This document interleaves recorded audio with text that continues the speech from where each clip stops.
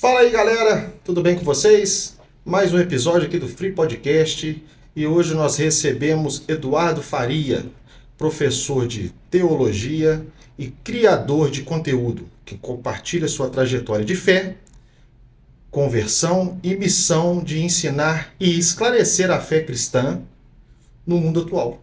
Seja muito bem-vindo ao Free Podcast, Eduardo. Tudo bem? Tudo jóia, obrigado, Yuri. Obrigado pelo convite. É uma grande honra estar aqui com vocês e com o seu público. Tá certo, eu agradeço muito a sua presença aí e poder nos conceder essa entrevista aí, tá jóia? Tá jóia. Conta um pouquinho pra mim, quem era Eduardo antes da teologia? Ô Yuri, essa pergunta é até difícil de responder porque a teologia entrou na minha vida muito cedo. Com 16 anos de idade, eu me torno evangélico. Eu cresci num lar não religioso, né? Eu sempre aprendi com meu pai e com minha mãe a amar a Deus, a amar as pessoas, mas eu nunca tive assim, uma prática religiosa. Com 16 anos de idade, eu entro para a igreja evangélica e aquele universo teológico me fascina. Com 16 anos, eu já estava lendo livros teológicos de grandes teólogos, entendeu? Então, quem eu era antes, eu era um adolescente. Um adolescente que não me preocupava muito com a vida, estava indo para a escola. Minha preocupação maior era tirar nota, porque se eu não tirasse boa nota, eu ficava de castigo. Mas logo assim, no início, no final da adolescência, início da fase adulta, eu já me interessava bastante por esse tema. É um tema que sempre me fascinou.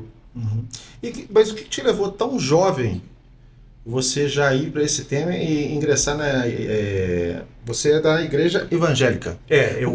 O que tão jovem te levou a isso? Você já sempre pensou, sempre gostou, desde novinho? Ou aqueles ensinamentos, às vezes, mesmo por você tendo vindo assim, de uma família que não frequentava com frequência a igreja, mas te ensinava todos os conceitos, né? Exato. Então aquilo ali você acha que já foi te atraindo para esse lado, tudo?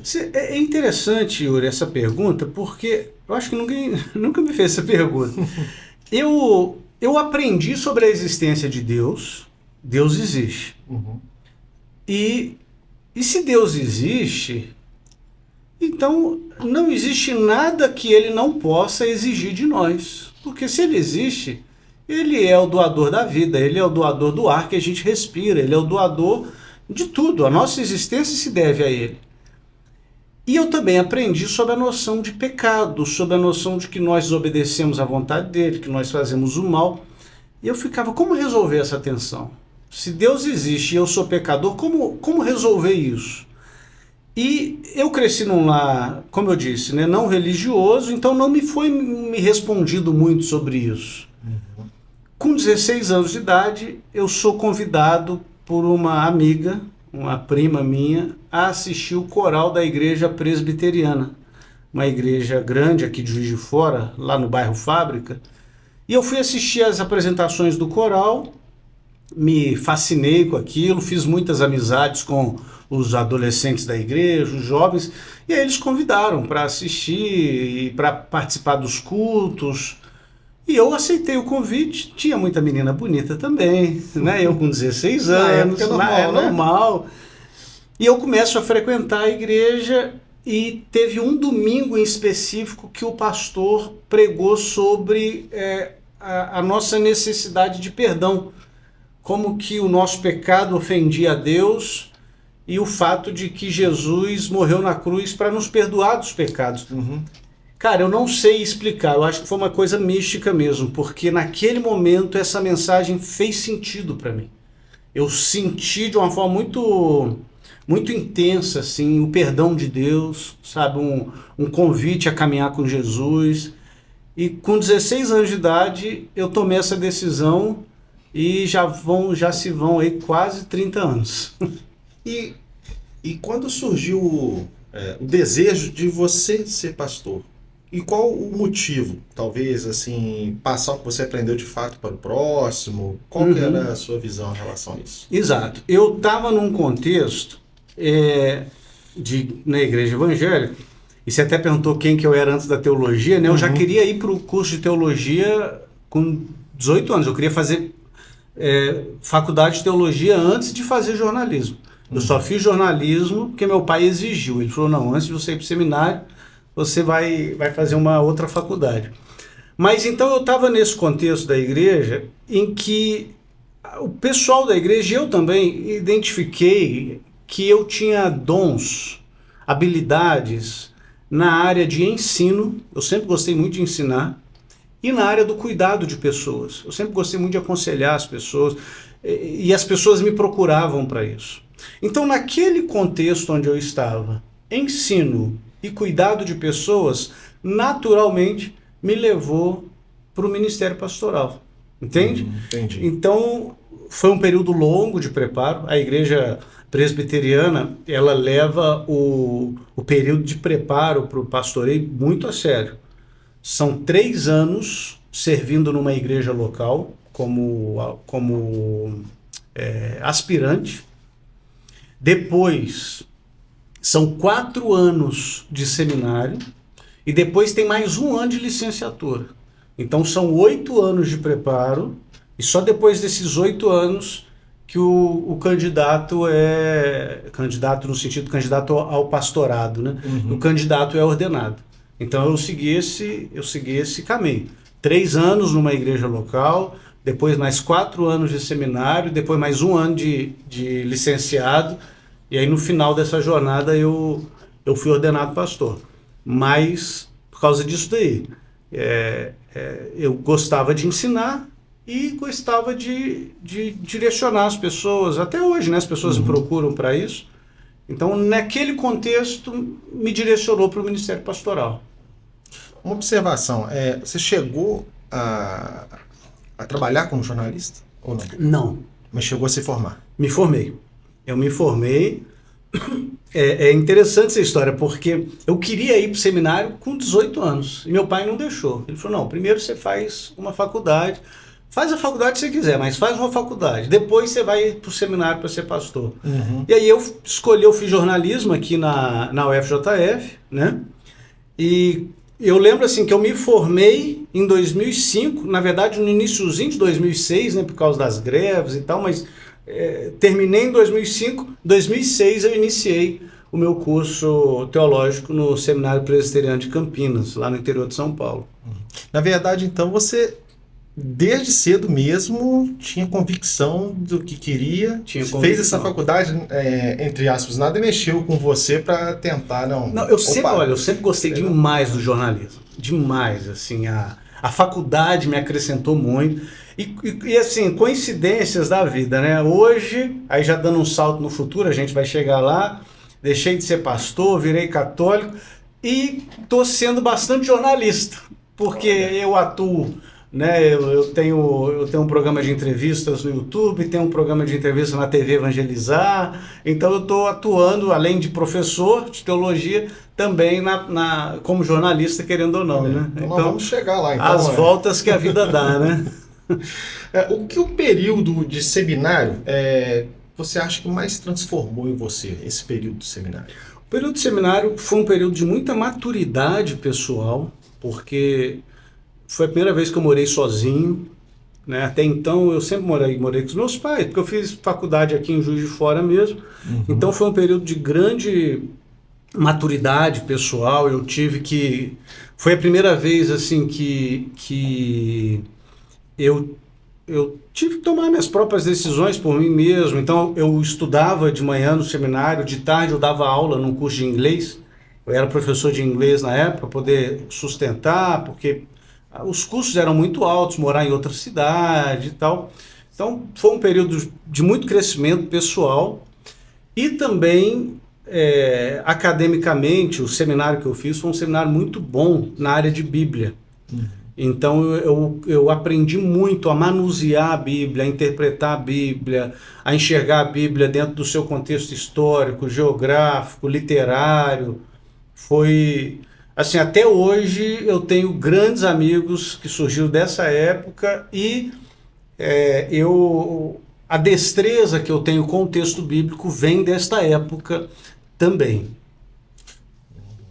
E quando você acha que começaram os questionamentos que levaram à sua conversão? Uhum. Então, essa é uma questão interessante. A minha conversão, eu não deixei de ser pastor para virar católico, não foi por briga, não briguei com a igreja presbiteriana, não foi por frustração, não foi por cisânia, nada disso. Foi um processo teológico, foi um processo de discernimento teológico mesmo, intelectual, por assim dizer. Mas tudo começa num debate que eu tive com um pastor batista em 2015. E para o público entender, eu preciso explicar uma coisa. À vontade. Os protestantes vão dizer que a igreja foi fiel aos ensinamentos de Jesus no século I, no século II, no século III.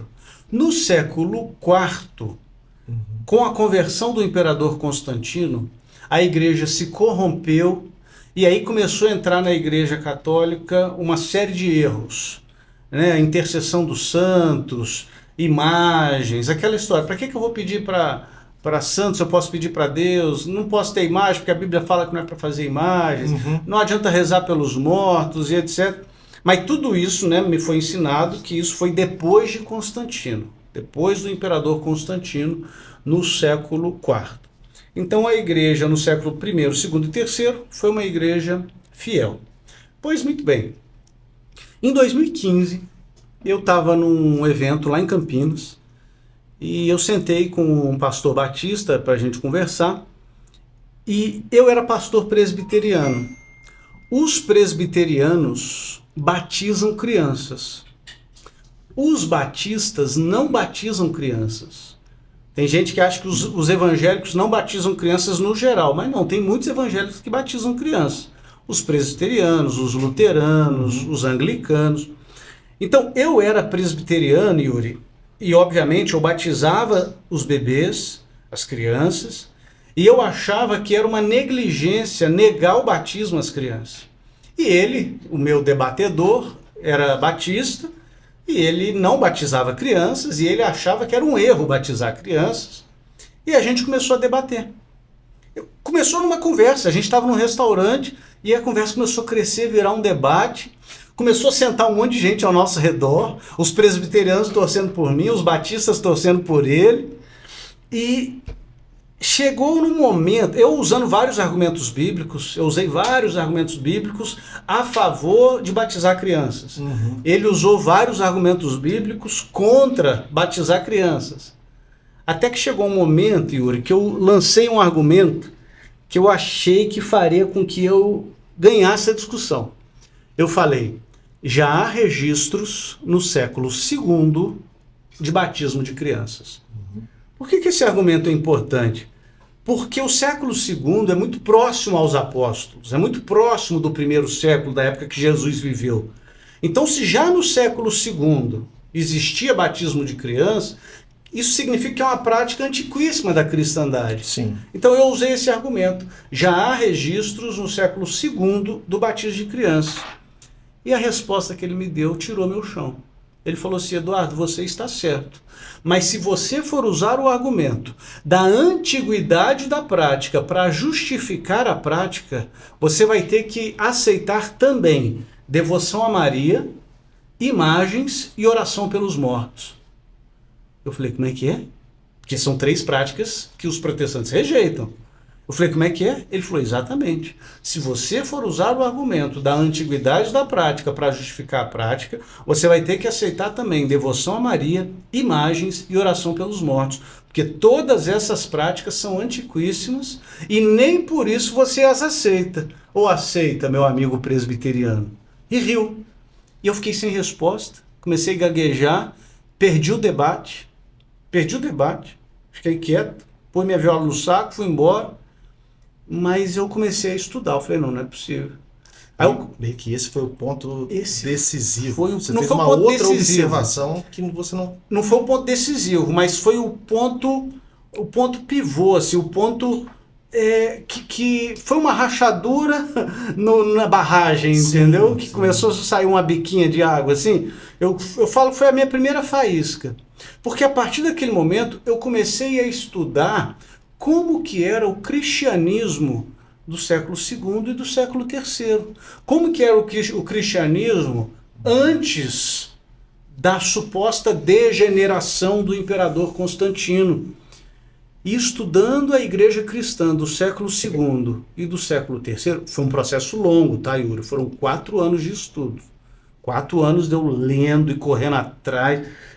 Mas depois de 4 anos estudando o cristianismo do século II e do século III, o que eu encontrei lá foi a Igreja Católica.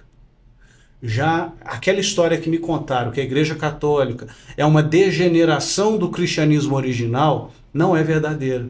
Já no segundo século, eu encontrei lá, por exemplo, devoção a Maria, oração pelos fiéis defuntos, a Eucaristia, né, a devoção eucarística, o papado, o primado de Roma, o sistema episcopal de governo da igreja, né, os bispos que governam a igreja, a regeneração batismal, né, a crença de que o batismo causa a regeneração, né, eficazmente.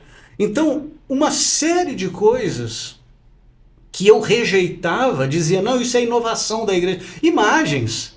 Aliás, ano passado eu tive o privilégio de ir para a Europa pela primeira vez na minha vida, né, depois já com 40 na época eu estava com 43, hoje eu estou com 44, eu fui para a Europa e eu fui nas catacumbas de Roma, catacumbas do segundo século, nas paredes, imagens de Nossa Senhora, imagens de Jesus, imagens dos apóstolos, mas sempre me disseram que não pode fazer imagem. A igreja primitiva cheia de imagens nas paredes.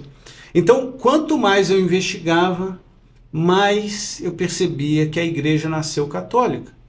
E que, ela teve... tivemos problemas ao longo da história? Tivemos. Então vamos resolver os problemas. É aquela história, não vamos jogar a água fora junto com o bebê. Né? Você conhece esse ditado, né? Já ouvi falar assim. Você dá o banho no bebê, aí a água está suja. Eu tenho que jogar água fora. Eu tenho que jogar a água suja, não o bebê. Né? Então, depois de 4 anos, chegou um momento, aí sim foi decisivo. Foi quando eu estudei a Eucaristia. E eu, como evangélico, eu sempre quis um relacionamento mais íntimo com Deus. E eu descobri que eu poderia ter esse relacionamento íntimo com Deus na Eucaristia. E por isso eu me tornei católico. E essa decisão foi mais difícil racionalmente ou emocionalmente, você acha? Olha, é difícil responder essa pergunta porque eu acho que foi mais emocionalmente. Porque racionalmente foi um processo de 4 anos de estudos. Então, racionalmente, eu resolvi a questão. Mas emocionalmente foi muito mais difícil. Por quê? Eu era pastor. Toda a minha vida existia em função do ministério pastoral. O meu salário, eu tinha 2 salários. E os 2 salários eram vinculados à igreja presbiteriana, porque eu recebia salário como pastor e eu recebia salário como professor do seminário presbiteriano do Rio de Janeiro. Eu morava no Rio de Janeiro na época. Então, assim, eu não tinha outra atividade. Alguns pastores têm outras atividades além da igreja. Não, eu era totalmente dedicado à igreja. Todos os meus amigos eram pastores ou gente da igreja. A minha esposa casou comigo, eu já era pastor. Não é que um dia eu chego para ela para explicar, olha, eu não quero mais ser pastor porque eu quero virar católico. Então, emocionalmente foi mais difícil porque muita gente que gostava de mim não compreendeu a minha decisão. Não compreendeu. Muita gente acreditava, e acredita até hoje, que a Igreja Católica é toda errada, que a Igreja Católica é a vilã da história. E não fizeram a jornada teológica que eu fiz. Eu não posso nem exigir delas uma compreensão. Então, assim, emocionalmente foi muito difícil. Eu perdi amigos, eu perdi prestígio, eu perdi salário, eu perdi a casa onde eu morava, enfim. Então, emocionalmente foi muito difícil. Eu acho que racionalmente foi difícil no início, mas eu percorri o caminho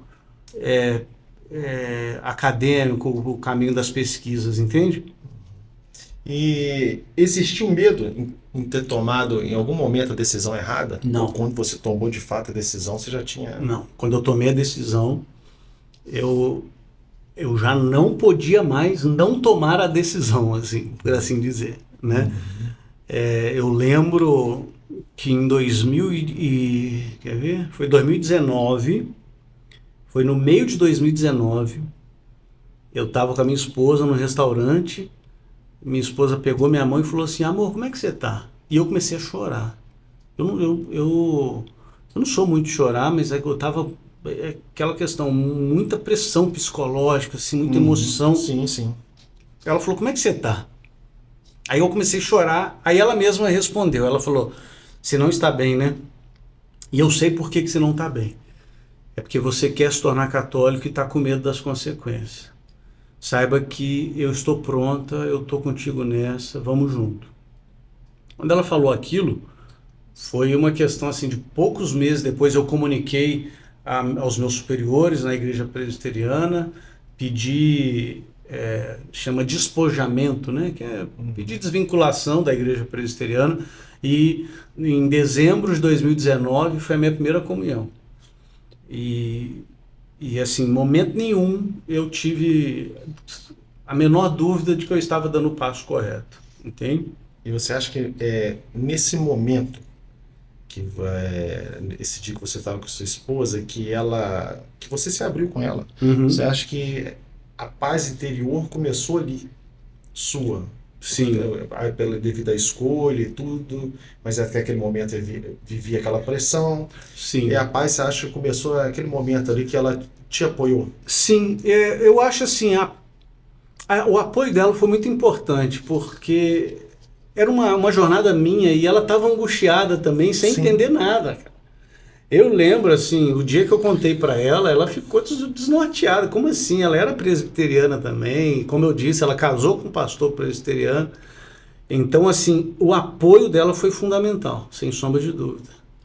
E em relação à estabilidade financeira, como que foi essa transição sua ali? Porque isso é uma coisa que... Foi. Olha, foi muito difícil, cara. Foi muito difícil porque eu ganhava 2 salários, eu era remunerado como professor do seminário e como pastor. Então, 2 salários, que eu digo 2 fontes de renda. Né? Além disso, a igreja presbiteriana pagava o aluguel do apartamento que eu morava. Eu morava em Ipanema, na zona sul do Rio.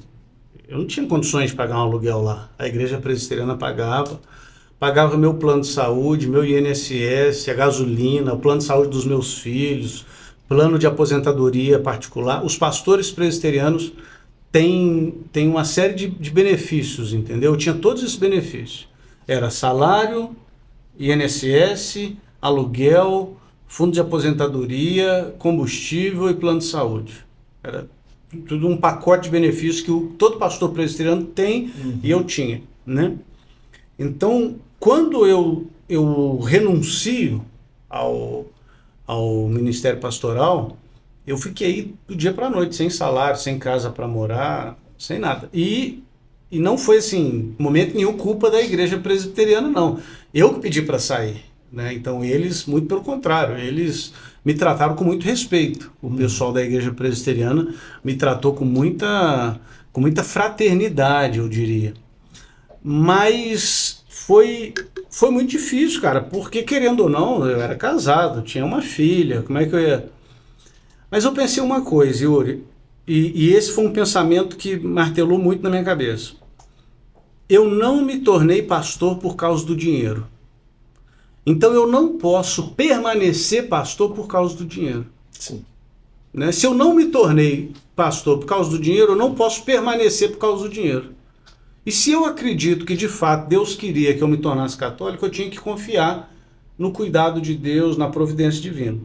Então, assim, sem ter emprego, sem nada, na cara e na coragem, eu pedi desligamento e entrou o ano de... eu lembro até hoje, meu último salário que eu recebi foi em dezembro de 2019. Inicio 2020 sem renda nenhuma. Eu tinha um troquinho guardado no banco que era o suficiente para eu sustentar minha família por uns 2 meses, né? E aí passou janeiro, passou fevereiro e nada aparecia, e eu procurando, conversei com algumas pessoas e nada, Chegou março, lembra que eu dei aula de inglês, que eu te falei, que quando eu era seminarista lá atrás eu dei aula de inglês. Sim. Eu fui me aplicar numa escola de inglês para ser professor de inglês. Eu ia ganhar 10 vezes menos do que eu ganhava antes, né? O salário era de fato bem mais baixo, mas eu tinha que fazer alguma coisa. E isso ainda no Rio de Janeiro ou você não, já tinha eu tinha vindo? voltado, eu não tinha onde morar no Rio. Então você veio recomeçar do zero em Juiz de Fora. Em Juiz de Fora, fui morar na casa do meu pai. Assim, eu nunca passei necessidade, mas eu fui morar na casa do pai, com quase 40, na época eu tinha quase 40 anos, entendeu? Eu fui morar na casa do meu pai. Minha esposa ficou no Rio morando na casa da irmã, porque ela estava terminando um curso lá. Foi um período muito difícil da nossa vida, muito difícil mesmo. E aí eu fui, né, me apliquei nessa escola de inglês, estava num processo seletivo, aí como diz o ditado, né, desgraça pouco é bobagem, veio a pandemia. Quando veio a pandemia, cara, a escola suspendeu o processo. Eu lembro que a dona da escola me ligou, falou: Eduardo, eu não sei nem o que eu vou fazer com os nossos professores, muito menos contratar novos. Eu não tenho condições de te contratar por causa da pandemia. Fechou tudo, foi aquele período terrível, bem do iniciozinho da pandemia, né? Isso foi final de março. Aí eu fiquei frustrado, falei: gente, lascou, né? Passou uma semana, a dona da escola me liga de novo e ela falou assim: Eduardo, como eu te disse, a gente não tem mais vaga para professor de inglês, mas a gente tem uma vaga para vendedor. A gente tem um curso online de inglês. Agora que as escolas estão fechadas, a gente vai investir no nosso curso online, mas eu preciso de vendedor desse curso. Você topa? E eu falei: mas eu nunca fui vendedor na vida. Ela: não, eu te ensino. Eu te ensino, a gente dá treinamento e tal. E eu topei, Yuri. Eu nunca tinha sido vendedor na vida. Mas assim, eu topei porque foi o que apareceu, sabe aquela coisa assim? E eu tinha aquela mentalidade meio besta de até um certo preconceito contra a profissão de vendedor. Sabe, hoje eu sou apaixonado por vendas. Isso, muitos têm, de fato, esse preconceito. Que é um preconceito bobo, né? Sim, porque sim. Qualquer empresa, se não vender, quebra. Verdade, né? Qualquer empresa, se não vender, quebra. E tudo que a gente tem aqui, alguém vendeu. Esse microfone, esse celular, esse copo, essa TV, essa mesa, alguém precisou de um vendedor. Né? Eu costumo até falar que a profissão de vendedor não tem nada que dá mais dinheiro. Não tem. E se o cara aprende a vender, ele nunca mais depende de um emprego na vida. E vende de tudo. De tudo. Não, e qualquer empresa que se preze, Yuri, está sempre contratando vendedor. Sempre. E se o sujeito é bom, cara, se ele aprendeu, se ele quer, ele nunca mais fica desempregado na vida. Mas na época eu não tinha essa mentalidade. Sim. Na época eu achava que vendedor era uma profissão menor. Hoje eu acho, né, uma das maiores. Mas eu aceitei, porque era o que tinha. Falei: é isso, eu tenho uma família para sustentar. E aí eu topei, aí eu comecei a assistir vídeo no YouTube. Eu digitei no YouTube assim: como ser um bom vendedor, treinamento de vendas, e comecei a assistir. Fui trabalhar nessa empresa, nessa escola de inglês, e comecei a ligar para as pessoas. Comecei a ligar, e eles não me davam números para ligar, não, eu que tinha que correr atrás. Então eu peguei o celular do meu pai, o celular do meu sogro, o celular da minha sogra, comecei a ligar para todo mundo.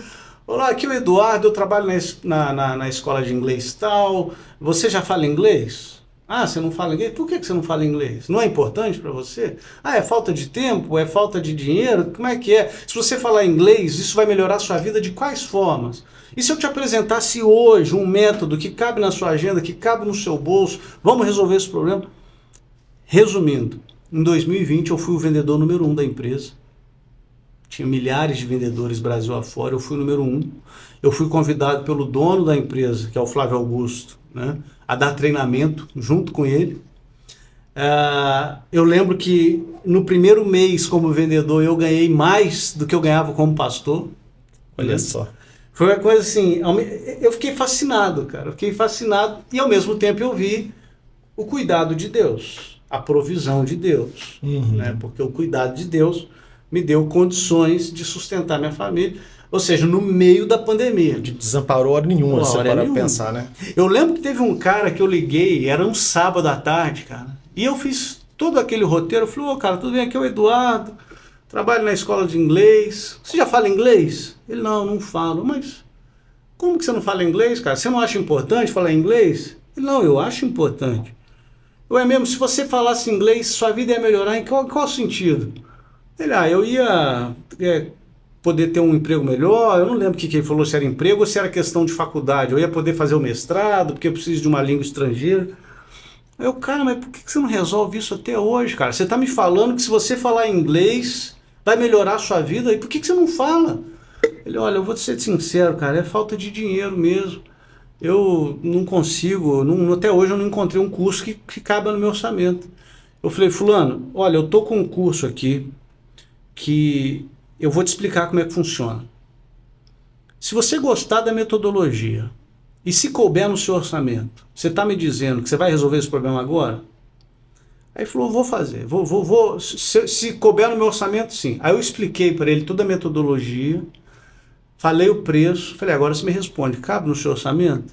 Aí ele falou assim, Eduardo, cabe, e eu vou comprar esse curso por 2 motivos. Primeiro, porque eu gostei da metodologia, cabe no meu orçamento. Mas segundo, porque você está me ligando sábado à tarde de uma pandemia.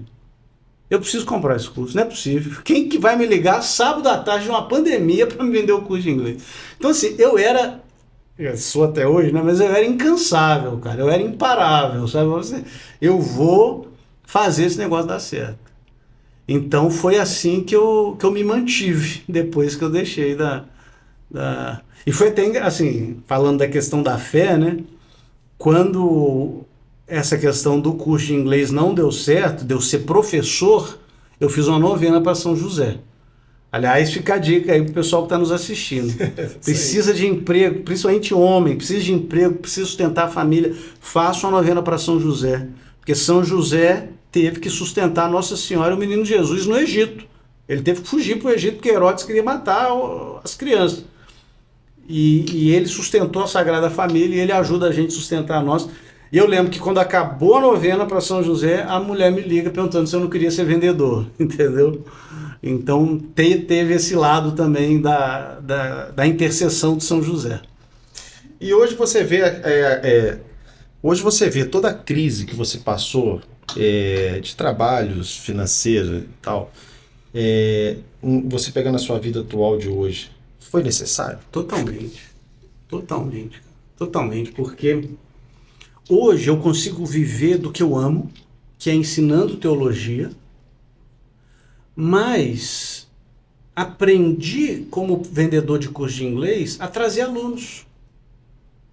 Não adianta nada você ser um excelente professor, você ser um professor apaixonado se você não tiver alunos para ensinar.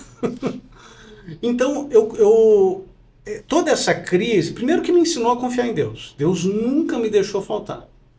Na época que eu me tornei católico, eu tinha uma filha. Hoje eu tenho 5. Então, assim, é loucura, porque a cada filho, Deus foi trazendo a provisão junto.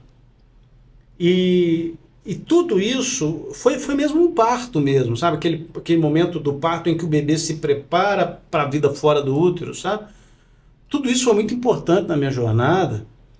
Foi necessário passar, tanto por uma convicção de fé, mas também por uma maturidade de vida, de que hoje eu consigo trazer os meus alunos. Eu consigo vender o meu curso, vender o meu peixe, eu consigo explicar para as pessoas, olha, você, para se tornar meu aluno, você vai ter que gastar dinheiro e tempo.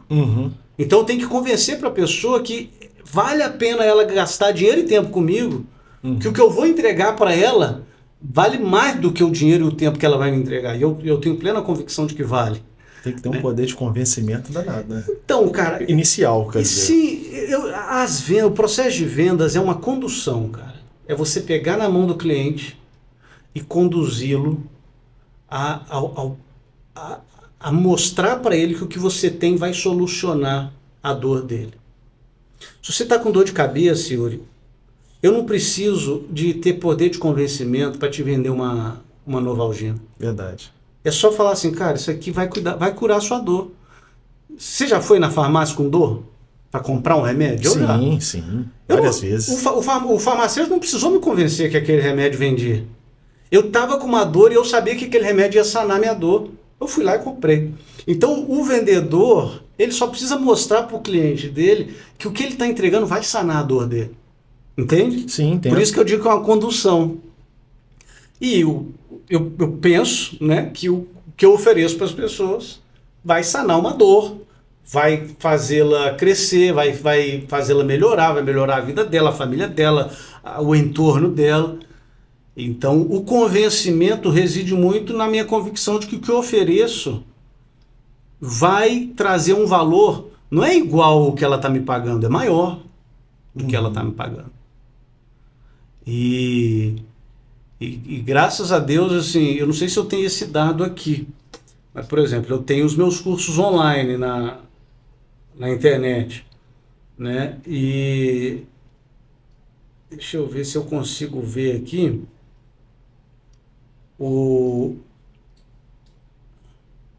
aqui, ó. Olha o percentual de alunos que me pediram reembolso. Irrisório. 2%. Quer dizer que 98% dos meus alunos não pediram reembolso. Fizeram até o fim. E todo mundo que pede reembolso eu dou, tá? Não gostou? Não, tudo bem. Ah, não tem a lei. Não, a lei é 7 dias. Mas pediu depois de 7 dias, você quer o reembolso? Tranquilo. 2% me pediram reembolso. A confiança é total, né? Porque você sabe do seu material, né? E um outro dado que eu posso te mostrar aqui também é a quantidade de alunos. 8.790.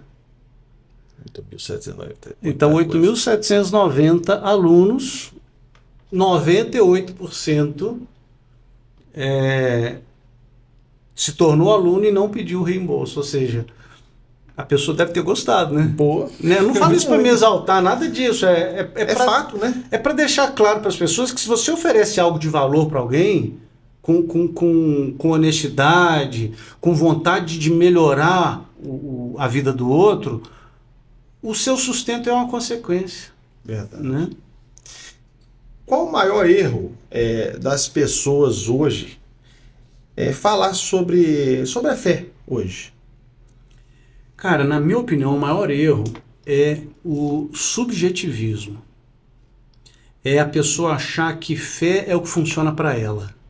Sabe? É aquela dizer assim, não, é a pessoa fabricar o seu próprio Deus. Uhum. É a pessoa montar o seu próprio cardápio. Sabe aquele restaurante, eu não vou falar o nome porque não está patrocinando o Free Podcast, né?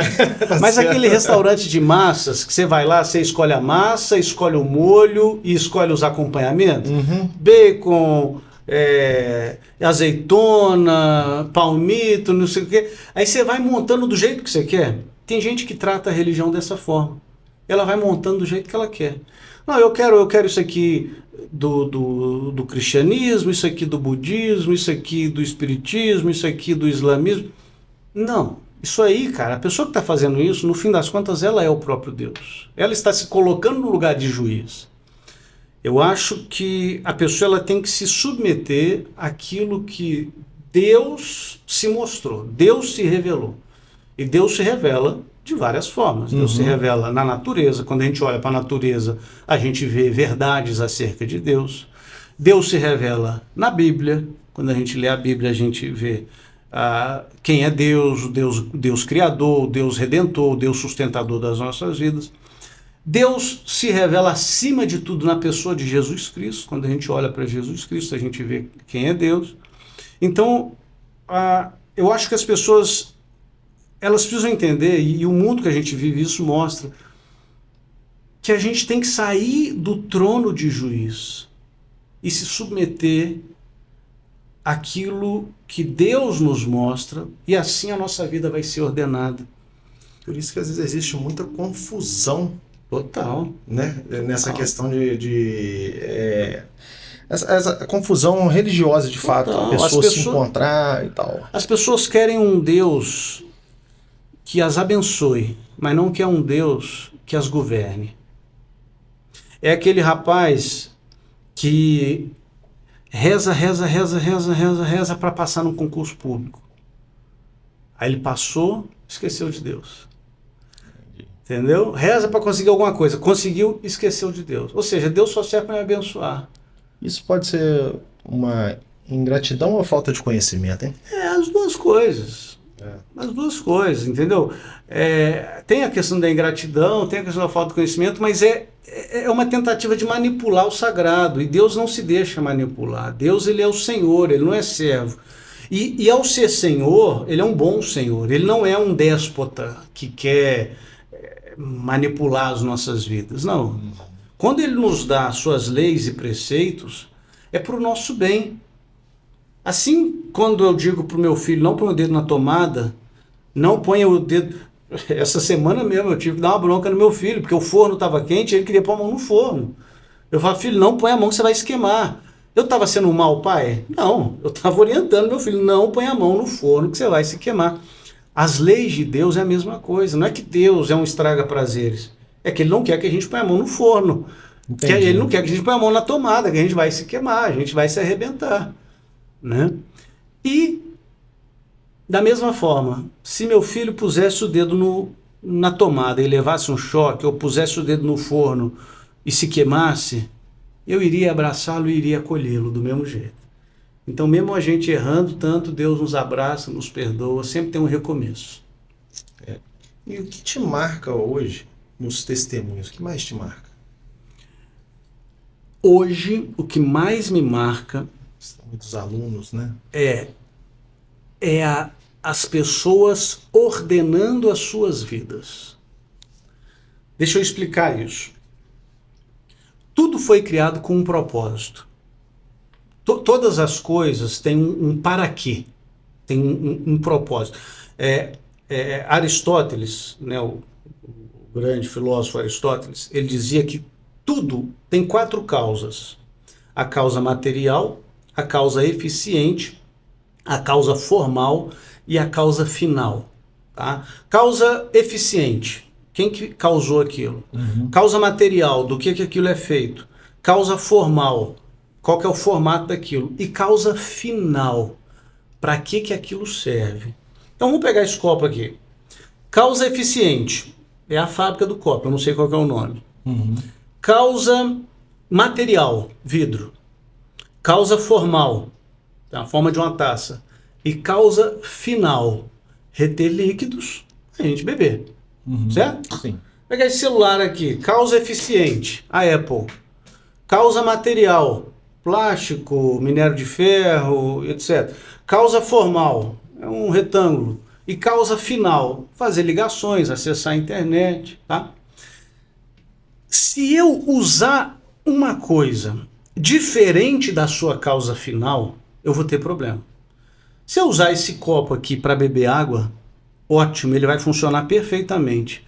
Se eu usar esse copo aqui para jogar sinuca, não vai dar certo. Se eu usar esse celular aqui como raquete de ping-pong, não vai dar certo. Se você me perguntar assim, Eduardo, então eu vou te perguntar, Yuri, eu estou pensando em comprar um carro, cara, que carro que eu devo comprar? O que você me responderia? A primeira coisa que eu acho que eu teria de ver são as suas necessidades. Perfeito. Você ia falar assim, Eduardo, você quer um carro para quê? Você tem uma família grande, você quer um carro que cabe a família toda? Você quer um carro para andar no mato ou na cidade? Você quer um carro, às vezes, esportivo? Depende. Você não pode simplesmente responder se você não souber o para quê, certo? Eu dei esses exemplos para dizer o seguinte, Yuri. Todo ser humano tem um para quê. Nós fomos criados para um propósito específico. E as pessoas, via de regra, principalmente quando elas se afastam de Deus, elas ficam perdidas acerca do seu propósito, do seu para quê, para que ela existe, para que ela foi criada. Então a sua pergunta foi, o que mais me marca nos testemunhos, nas pessoas que voltam para a igreja pela minha influência, nos meus alunos, é ver elas encontrando o seu para quê e ver a vida delas sendo ordenadas. Porque elas estavam com a vida toda desordenada, toda bagunçada. E de repente elas se ordenam na vida, em vários sentidos. No sentido profissional, elas se tornam um profissional melhor. ela começa a trabalhar com mais dedicação, ela se dedica a uma coisa e se torna excelente naquilo, e assim começa a servir outras pessoas. Quantas e quantas pessoas já mandaram mensagem assim: Eduardo, eu era juntado com o meu namorado, eu era juntado com a minha namorada, isso me atrapalhava, eu sabia que tinha uma coisa errada, a gente compartilhando um nível super profundo de intimidade, sem ter o vínculo matrimonial. E depois que eu me tornei seu aluno, a gente se casou na igreja. Olha só, ordenou a vida. Os nossos filhos foram batizados, ordenou a vida. Ou então, outro dia, uma moça falou assim: estou grávida e tenho que agradecer ao professor Eduardo. Eu falei: opa, não tem nada a ver com isso. Aí não. Aí ela falou: não, eu vou explicar. É porque eu não queria ser mãe.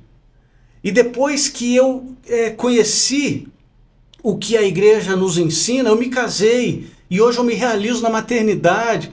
Ou seja, ela se abriu à vida, a possibilidade de vida, né, de gerar a vida.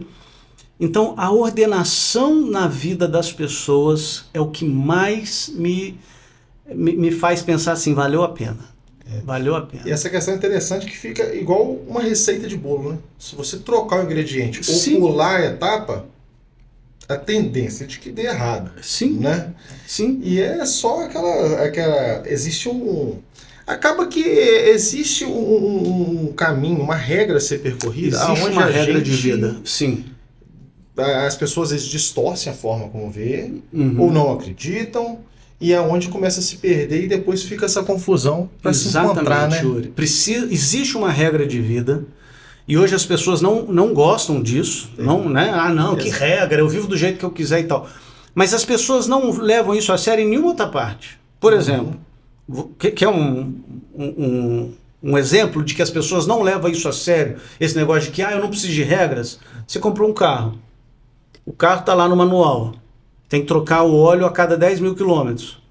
Passou 20 mil quilômetros, você não trocou o óleo, o carro deu problema, você perdeu a garantia.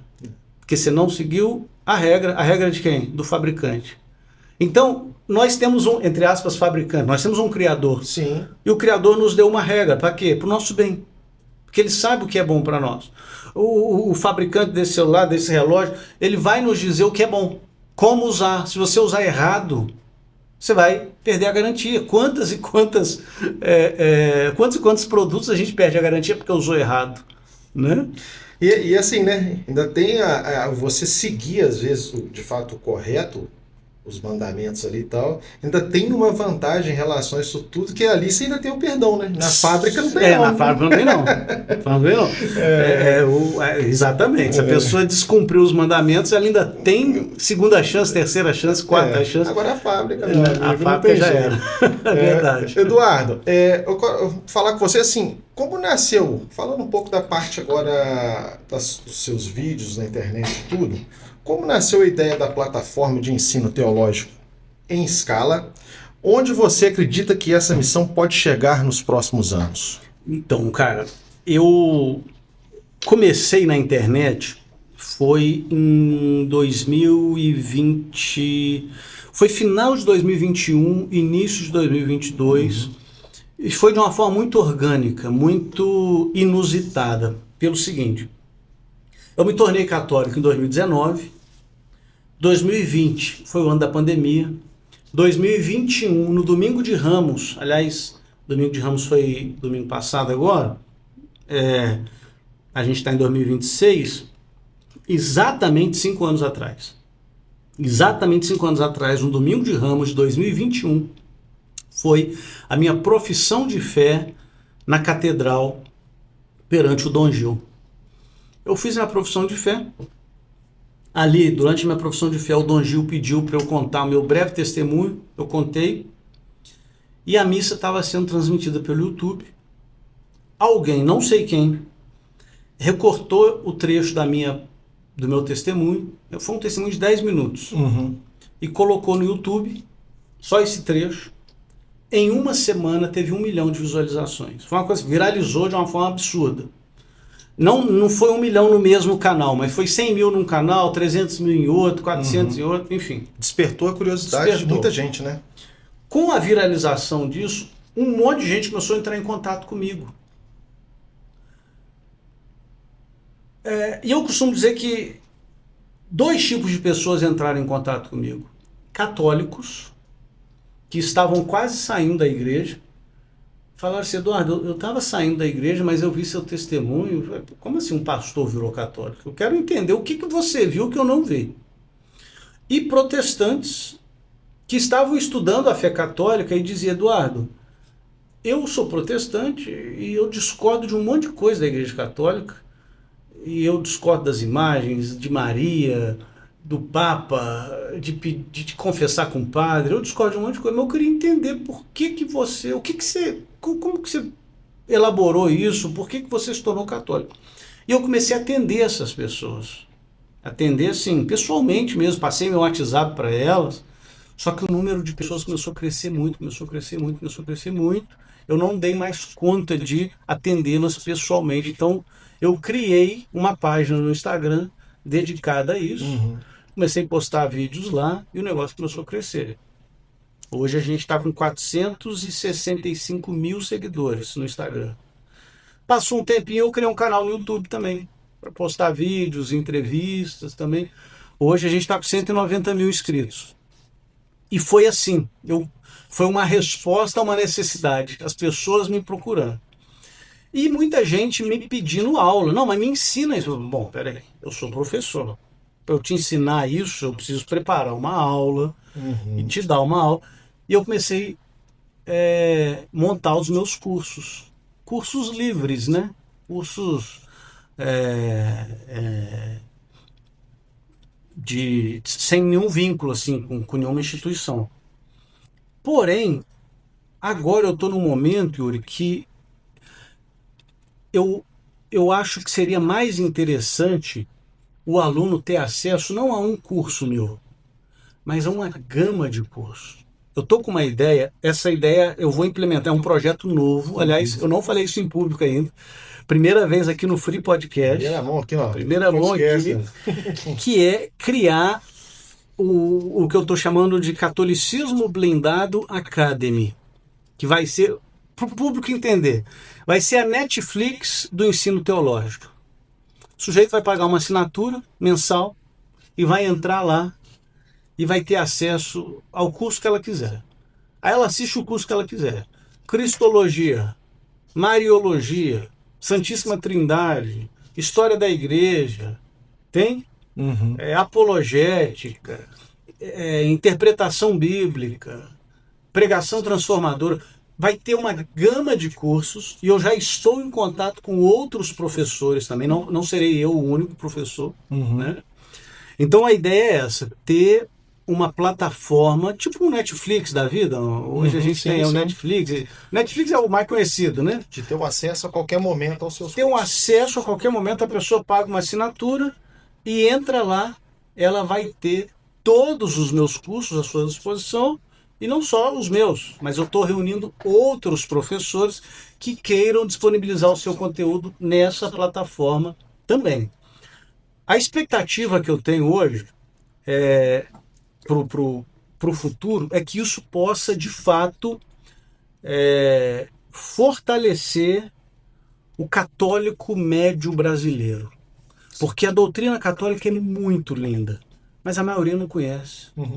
O pessoal às vezes até se queixa: eu tive uma catequese fraca, eu fiz primeira comunhão, mas na época eu era criança, a tia dava um desenho de Jesus para a gente colorir. Quantas e quantas histórias assim, a pessoa fez primeira comunhão, depois até fez crisma e nunca mais voltou na igreja. Ou seja, a doutrina da igreja é muito linda e as pessoas não conhecem. Talvez porque nunca encontraram um professor que dissesse: cara, isso vai te fazer bem, isso vai mudar a sua vida, vai mudar a sua família, isso vai te transformar. Então o meu desejo é que isso atinja milhares de pessoas, para que a gente possa de fato ver um renascimento católico no Brasil, de pessoas comprometidas com a fé, comprometidas com o cuidado dos pobres, comprometido com uma vivência de santidade. E isso, todo mundo vai ganhar com isso. Né? Isso vai ser bom para todo mundo. Né? Eduardo, nós estamos chegando ao fim, mas antes eu vou fazer... Passou rápido. Passou rápido mesmo. Passou rápido. Eu vou fazer 10 perguntas ping-pong para você aqui. Vamos lá. Respostas rápidas. E Vamos começar aqui. Vamos lá. Um santo que mais te inspira? Olha, é difícil responder, cara. São vários, mas eu diria o São Thomas More. São Thomas More, ele foi chanceler da Inglaterra, primeiro-ministro da Inglaterra na época do rei Henrique VIII, no século XVI. Era amigo pessoal do rei Henrique VIII. E o rei Henrique VIII rompeu com a Igreja Católica para fundar a Igreja Anglicana. E exigiu que todos os seus súditos se tornassem anglicanos. E Thomas More, na época, recusou. Ele falou, não, eu sou católico e vou morrer católico. E o rei Henrique VIII falou com ele que se ele não se tornasse anglicano, ele ia ser decapitado. E ele disse, então pode me decapitar, eu não vou virar anglicano, eu vou ser sempre católico. E quando ele estava para morrer, ele disse, diga ao rei que eu morro súdito fiel do rei, mas primeiramente súdito de Deus. Então, eu lembro assim que na minha época da minha conversão, eu fiquei preocupado de perder salário, perder prestígio. E eu lembrei de São Thomas More, que perdeu a cabeça, né? E foi decapitado porque não quis se tornar protestante, né? Então ele é um santo que me inspira, assim, pelo seu amor à verdade. Uhum. Um livro que todo cristão deveria ler? Primeiramente a Bíblia, né? Evidentemente. Mas depois da Bíblia, um livro que é um livro de cabeceira, assim, eu tô sempre lendo esse livro, é um livro chamado Filoteia. Filoteia, de São Francisco de Sales. O livro é uma conversa, é como se você estivesse conversando com um padre, entendeu? Um pastor, alguém te aconselhando. Filoteia é um livro que eu aconselho para o pessoal ler. Fé é mais razão ou experiência? As duas coisas, porém, a razão deve vir primeiro, no sentido de que a fé não é um salto no escuro. A fé não é aquilo que eu falei, a gente não pode reduzir ao subjetivismo, à experiência, porque a experiência todo mundo tem em qualquer lugar. Às vezes você vai num show de rock, você tem um arrepio. Sim. Né? Às vezes você tem uma cena bonita, um filme te emociona. Então a gente tem que tomar cuidado com isso. Então eu digo que é mais razão no seguinte sentido. A fé, ela é um assentimento movido pela inteligência às verdades reveladas por Deus. Ou seja, a gente crê que Jesus existiu. Existem evidências que Jesus existiu. A gente crê que Jesus ressuscitou. Existem evidências que Jesus ressuscitou. Evidências, não estou falando, eu posso provar. Se eu pudesse provar, também deixava de ser fé. Né? Sim. Mas existem evidências, não é um salto no escuro. Então Deus se revela e o homem responde a essa revelação. E essa resposta do homem é um assentimento movido pela inteligência. Lógico que depois você tem a experiência? Tem a experiência. Sim. Né? Mas a experiência por si só, se a pessoa estiver baseada só na experiência, quando vier o que os místicos chamam de noite escura da alma, o que é a noite escura da alma? É aquele momento que a pessoa reza e não sente nada, é aquele momento em que ela questiona Deus. Se ela não tiver uma fé fundada na revelação de Deus, ela vai espanar, ela vai se afastar. Um hábito diário indispensável. Oração. Oração. Isso aí é uma coisa que todo mundo pode fazer, deve fazer. Não sei rezar. Cara, reza um Pai Nosso e 3 Ave Maria antes de dormir. Faz alguma coisa. Mas oração é um hábito, é mais importante que qualquer outra coisa. É o que sustenta a vida de todo mundo. Maior erro espiritual hoje? Cara, de novo eu vou voltar na questão do subjetivismo. A pessoa achar que religião é algo que ela possa fabricar a dela. Tá? A gente vive nessa era aí do o que eu sinto, o que eu acho. Não, existe uma verdade objetiva e ela deve ser pesquisada, ela deve ser buscada. algo que pouca gente sabe sobre você. Eu sou praticamente cego do olho esquerdo. Esse olho aqui, se eu tampar aqui, eu não enxergo quase nada. Absolutamente, estou vendo tudo borrado aqui. Mas graças a Deus, o direito funciona direito. Compensa. Compensa. Silêncio ou debate? Evangelismo. Nem omissão, nem proselitismo. O que eu quero dizer com isso? Eu não posso me calar quando a situação exige que eu fale. E eu também não posso falar quando a situação exige que eu me cale. O proselitismo é quando a religião quer fazer adeptos.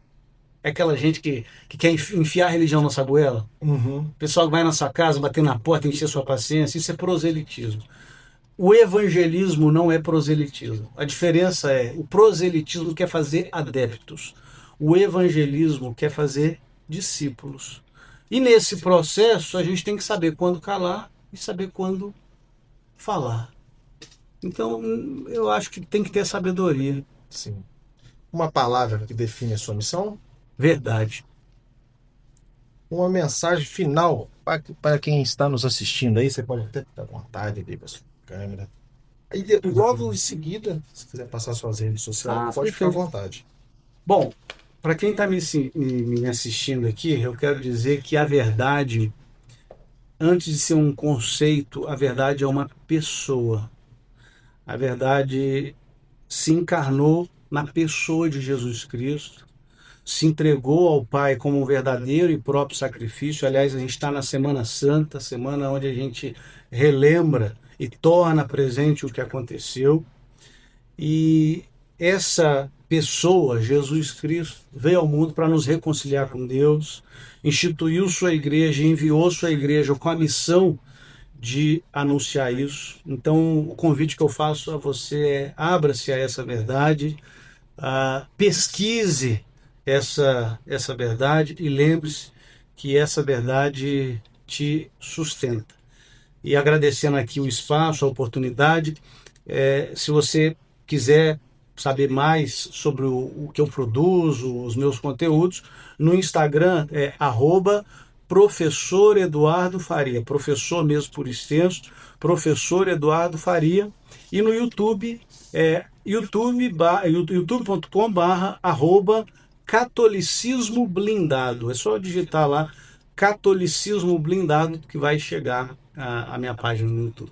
Tá jóia. Eduardo, muito obrigado pela sua presença. Obrigado, foi muito bom, muito agradável. Obrigado pelo convite. Tá jóia, eu que agradeço. Pessoal, fica por aqui mais um episódio do Free Podcast. Deixa seu like, seu comentário, nos siga nas redes sociais. Valeu, obrigado.